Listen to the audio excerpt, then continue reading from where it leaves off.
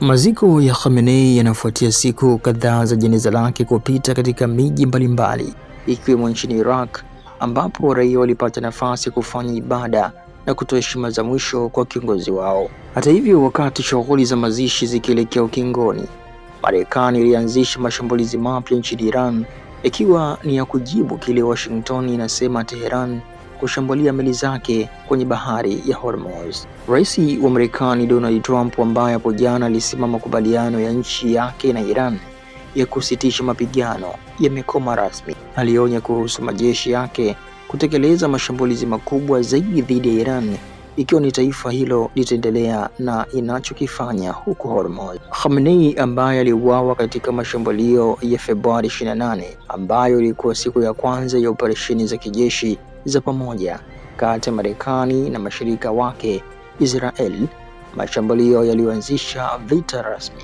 kufuatia safari ya miji mitakatifu ya Najaf na Karbala nchini Iraq hapo jana. Mwili wake ulitarajiwa kuwasili hivi leo kwenye mji wa Mashhad. Wadadisi wa mambo wamekuwa wakifuatilia kwa karibu sherehe za mazishi ya Khamenei, kujaribu kuona ikiwa mtoto na mrithi wake Mojtaba Khamenei atahudhuria mazishi yake. Mojtaba pia alijeruhiwa katika mashambulizi yaliyomuua baba yake.